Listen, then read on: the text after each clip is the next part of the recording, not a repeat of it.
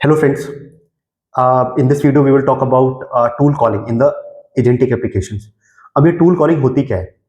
हम समझते हैं इसको वेरी सिंपल तरीके से कि एक एलएलएम है। एलएलएम क्या करता है? एलएलएम एक लैंग्वेज को समझता है बेसिकली, राइट? हम कुछ भी आप क्वेरी दो, वो उसको अंडरस्टैंड कर पाएगा इसका मतलब क्या है। जैसे हम जब एप्पल बोलते हैं तो आपके दिमाग में एक एप्पल बनता है। एप्पल का एक शेप बनेगा, एक कलर आएगा, जैसा भी आपने देखा होगा। आपने बहुत अच्छा वाला खाया होगा तो अच्छा आएगा, आपने सस्ता वाला खाया होगा, आपके दिमाग में सस्ता एप्पल बन रहा होगा। जोक्स अपार्ट, बट आप एक शब्द को लेके आप एक दिमाग में एक पिक्चर बनाते हैं। एलएलएम एक लार्ज लैंग्वेज मॉडल, एक लैंग्वेज का कोई वर्ड आया, उससे उसके बेसिस पे उसकी अंडरस्टैंडिंग बनाई। फॉर एग्जाम्पल हमने बोला किंग। किंग का क्या मतलब है? एक आपके दिमाग में क्या आएगा? एक राजा जिसके पास पावर है, जिसके पास बहुत अथॉरिटी है।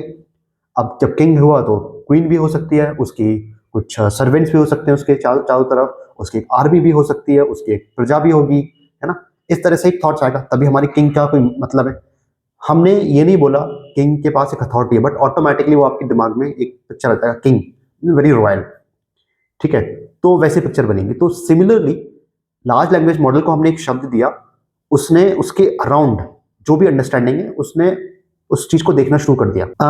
इससे बेसिकली इसमें हुआ क्या कि लार्ज लैंग्वेज मॉडल अपने आप को एक भाषा को समझने लगा है, बट उसके पास अभी कैपेबिलिटी नहीं आई, उसके पास वो नॉलेज थ्रेशोल्ड तक ही है। क्योंकि जब आप एलएलएम को ट्रेन कर रहे हो तो एक कट ऑफ डेट होती है ना हर मॉडल के लिए, कि ये मॉडल लेट्स से दिसंबर 2024 तक का ही डेटा को लिए है और उसमें ट्रेन हुआ है। तो अगर उसके बाद कुछ चीज़ें हुई हैं इस वर्ल्ड में और हम उससे रिलेवेंट कुछ क्वेश्चन पूछ रहे हैं, तो वो शायद उसके पास हो गई नहीं इन्फॉर्मेशन। फॉर एग्जाम्पल अभी ये इसराइल और पैलेस्टीन का वॉर एंड हुआ, तो ऐसे केसेस में अगर कोई भी हम एलएलएम को पूछेंगे ये वॉर कब खत्म हुई, तो शायद उसको इन्फॉर्मेशन ही नहीं है, तो वो कैसे बताएगा? बट आप देखते हो कि चैट जीपीटी, क्लॉड पे, जेमिनी, इन सब से क्वेश्चन पूछ रहे हो तो बता सकते हैं। ये कैसे बता पा रहे हैं? बिकॉज दे अंडरस्टैंड कि उनको कौन से टूल्स का यूज करना है ना? अब टूल करता क्या है बेसिकली, एक जो ब्रेन था, जो एलएलएम का जो समझने का जो तरीका था, उसमें हमने कुछ कैपेबिलिटी डाल दी। अब वो कैपेबिलिटी टूल की बोलते हैं उसको। अब वो कैपेबिलिटी क्या हो सकती है? कुछ भी। वो कोड हो सकती है, वो कैपेबिलिटी हो सकती है कि एलएलएम इंटरनेट पे जाके सर्च कर सकता है और वो कुछ ऐसे रेलेवेंट डॉक्यूमेंट्स ले सकता है। जैसे उसने गूगल की कोई सर्प एपीआई कॉल कर ली या टेविली की एपीआई कॉल कर ली। अब उससे होगा क्या? वो टूल टूल बेसिकली हुआ क्या? वो सर्प एपीआई या टेविली हुआ। अब एलएम अपने आप से डिसाइड कर रहा है कि उसको कौन सा कॉल करना है, उसके क्या पैरामीटर होंगे, उसकी क्या क्वेरी होगी। इसलिए आप एलएम को दे रहे हो, तो इसलिए वो टूल कहला रहा है। अगर आपको कोड करना हुआ तो आपको पता होना चाहिए क्वेरी क्या है, वो क्वेरी आप सर्च करोगे उन इस एपीआई को यूज करके, टवेली और सर्प एपीआई और एनी अदर। बट गिवन कि एलएम रन टाइम पे जो यूजर की क्वेरी है उसको वो चेक करेगा कि अच्छा मुझे अगर इस चीज का जवाब देना है तो मुझे किस चीज का जवाब पता होना चाहिए, कौन सा फैक्ट्स पता होना चाहिए। वो उसके बेसिस पे कुछ क्वेरी बनाएगा कुछ वर्ड्स में और उसको सर्च करने जाएगा अपने टूल के थ्रू।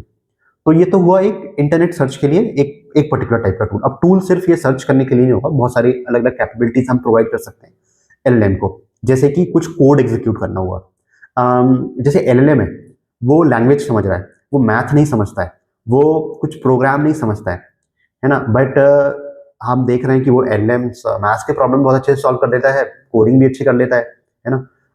तो ऐसे केसेस में होगा क्या, आपको ऐसे टूल्स प्रोवाइड करने पड़ेंगे। तो उससे पाइथन का कोड, एलएम एक कोड लिख लेगा और उसको पाइथन को चला के पाइथन इंटरप्रेटर बेसिकली एक टूल बन जाएगा उसके लिए।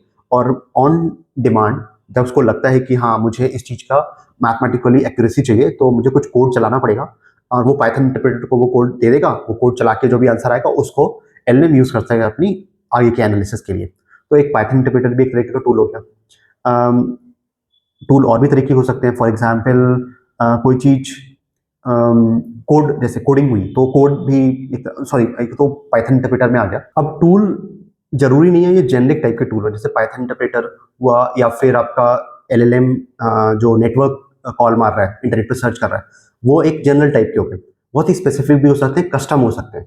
जैसे कि मान लो मुझे कहीं का टेम्परेचर पता करना है, मुझे पता करना है कि इस पर्टिकुलर डेट पे वेदर फोरकास्टिंग क्या है इन झांसी।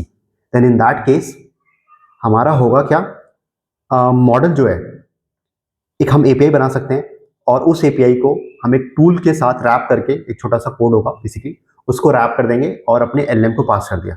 अब ऐसे केसेस में एलएलएम उसको जब जरूरत होगी, जब हमें टेम्परेचर या वेदर से रिलेटेड कोई इन्फॉर्मेशन चाहिए, तो एलएलएम अपने आप ही उसके पैरामीटर्स बनाएगा कि क्या पैरामीटर होनी चाहिए, सिटी बेसिकली या ना डेट, ये इनपुट बनाएगा और उसके बेसिस पे आपको रिस्पॉन्स कर पाएगा आपके टूल कॉलिंग में। तो टूल कॉलिंग बहुत ही इंपॉर्टेंट है अगर आप एलएलएम से कोई एजेंटिक एप्लीकेशन बना रहे हो। अब एजेंटिक एलएलएम अपने आप में बहुत ही नॉलेज कॉन्स्टेंट है, एक पर्टिकुलर डेट है जहां पे उसको डेटा दिया गया है। अब मॉडल को अपडेट करना रेगुलरली एक टाइम कंज्यूमिंग प्रोसेस है, बहुत कॉस्टली भी है। तो टूल्स की हेल्प से इस टाइप की चीज़ें करी जाती हैं। और ऐसा नहीं है, ओपन एआई ये भी बहुत सारे टूल्स बना रही है, hundreds of very specialised tools बना रहे हैं अपने अपने लिए। इवन जेमिनी, क्लॉड एआई, इनके पास अपने अपने टूल्स हैं, उसके बेसिस पे ये रीजनिंग करते हैं। एलएम एक टास्क क्वेरी आई, उसको ब्रेक डाउन करेगा, उसके बेसिस पे फिर कुछ क्वेरी करेगा, तो और फिर रेलेवेंट टूल्स को कॉल करेगा। रेलेवेंट टूल्स में सबसे बड़ा चैलेंज यही होता है कि उसके पैरामीटर्स सही से आए, एलएम सही से एक्सट्रैक्ट कर पाए बेसिकली। तो एक मेजर चैलेंज ये भी आता है जब हम एजेंटिक एप्लीकेशन बना रहे हैं कोई, जो टूल्स हैं, तो टूल्स में होगा क्या कि right set of tools right time call हो जाए, ये बहुत ही डिफिकल्ट टास्क हो जाता है कभी कभी। तो ऐसे केसेस में बहुत सारे जो फ्रेमवर्क है, गार्ड रेल्स है, वो आ रहे हैं, जैसे एडीके हुआ या ये सॉरी ओपन ए का फ्रेमवर्क हुआ, या लैंग्राफ का लैंग्राफ बेसिकली जो फ्रेमवर्क हुआ, ये सब भी कुछ गार्ड रेल्स प्रोवाइड करते हैं। कोई भी पर्टिकुलर फंक्शन कॉल हुआ तो बिफोर और आफ्टर आप हुक्स चला सकते हो, आप वैलिडेट कर सकते हो। जैसे कोई टूल कॉल करने जा रहे हो आप, ठीक है, तो उसके बिफोर वाले कॉल में, बिफोर टूल कॉलिंग, आप पैरामीटर को आप बेसिकली वैलिडेट कर सकते हो। अगर वो फेल होता है तो आप बैक कर सकते हो, ठीक है। सिमिलरली जैसे टूल्स कॉल करने के बाद जो रिस्पॉन्स आया, अगर वो उसका फॉर्मेट चेक करना हुआ, तो आफ्टर टूल कॉलिंग आप वो चेक कर सकते हो और उसके बेसिस पे ही आप आगे फॉरवर्ड कर सकते हो अपनी जो भी क्वेरी, अदरवाइज वो टूल को फिर से कॉल कर सकते हो।